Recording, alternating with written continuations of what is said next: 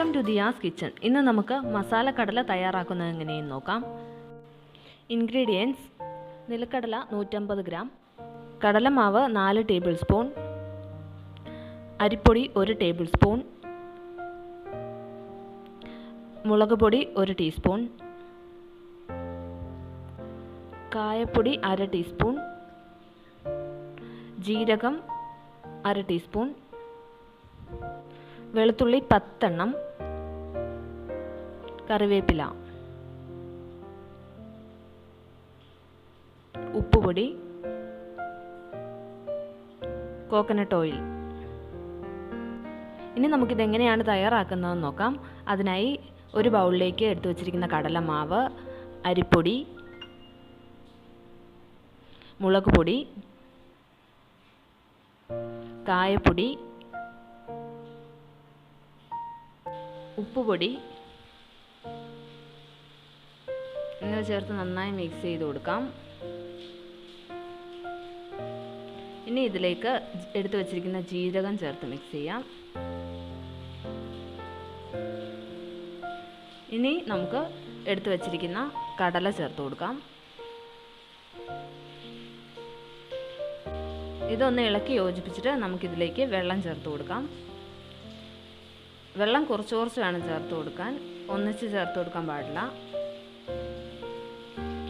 കുറച്ച് വെള്ളം ചേർത്തിട്ട് കൈകൊണ്ട് ഇതൊന്ന് മിക്സ് ചെയ്ത് കൊടുക്കാം.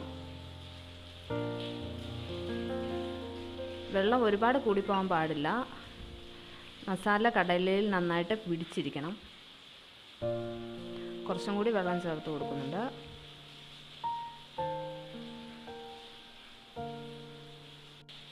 കുറേശ്ശെ വെള്ളം ചേർത്ത് നന്നായി ഇളക്കി മിക്സ് ചെയ്തെടുക്കണം.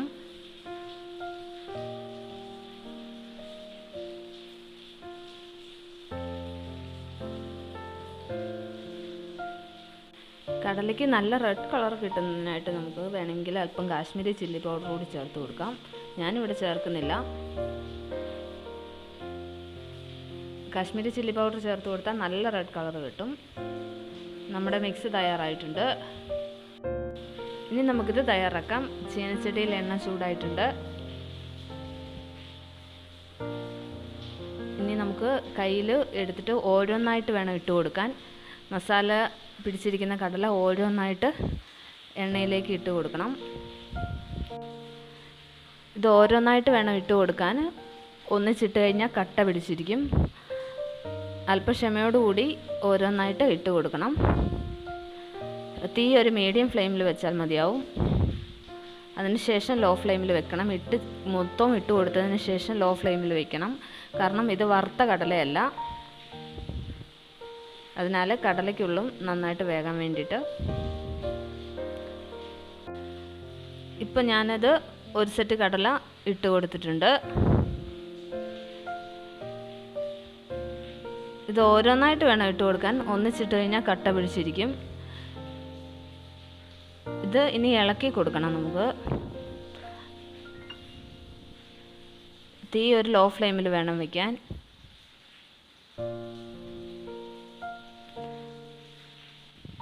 ഇത് നന്നായിട്ട് ഇളക്കി കൊടുക്കണം. മാവ് കടലയിൽ നിന്ന് വേർപെട്ട് പോവില്ല. കടലമാവ് യൂസ് ചെയ്തേക്കുന്നത് കൊണ്ട് നന്നായിട്ട് ഇളക്കി കടല മൊത്തം മൊരിഞ്ഞ് കിട്ടണം. കടല മൊരിഞ്ഞ് തുടങ്ങുമ്പോൾ കളറൊക്കെ മാറി നല്ലൊരു സ്മെല്ലൊക്കെ വരാൻ തുടങ്ങും. അപ്പോൾ നമുക്ക് നമ്മൾ അരിഞ്ഞു വെച്ചിരിക്കുന്ന വെളുത്തുള്ളിയും കറിവേപ്പിലയൊക്കെ ചേർത്ത് കൊടുക്കാം.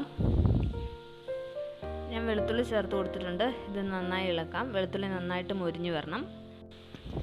വെളുത്തുള്ളി നമ്മൾ മാവ് തയ്യാറാക്കുന്ന സമയത്ത് ചതച്ച് അതിലേക്ക് ചേർക്കുകയോ അല്ലെങ്കിൽ ചെറുതായിട്ട് മുറിച്ചിട്ട് അതിലേക്ക് ചേർക്കുകയോ ചെയ്യാം. അപ്പോൾ മാവിൽ മിക്സ് ആയിരിക്കും. ഇപ്പോൾ ഞാൻ സെപ്പറേറ്റ് ഓരോ വെളുത്തുള്ളിയായിട്ട് ഇട്ട് കൊടുക്കുകയാണ് ചെയ്തിട്ടുള്ളത്. ഇനി നമുക്കിതിലേക്ക് കറിവേപ്പില ചേർത്ത് കൊടുക്കാം. ഇനി ഇത് നന്നായിട്ട് ഇളക്കാം.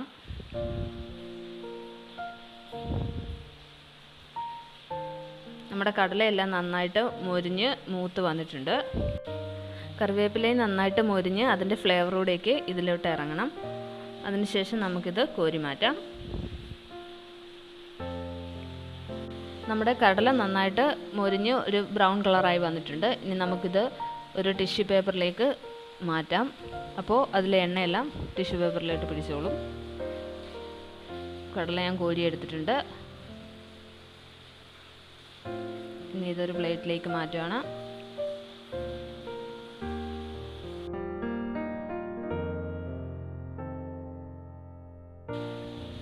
ബാക്കി മിക്സ് ചെയ്ത് വെച്ചിരിക്കുന്ന കടലയും നമുക്ക് ഇങ്ങനെ തയ്യാറാക്കാം. നമ്മുടെ മസാല കടല തയ്യാറായിട്ടുണ്ട്. നല്ല മുരിഞ്ഞ് ക്രിസ്പി ആയിട്ടുള്ള മസാല കടലയാണ്. നല്ല ടേസ്റ്റിയാണ്. എല്ലാവരും ട്രൈ ചെയ്ത് നോക്കുക. എൻ്റെ ചാനൽ സബ്സ്ക്രൈബ് ചെയ്യാനും മറക്കരുത്. Thank you.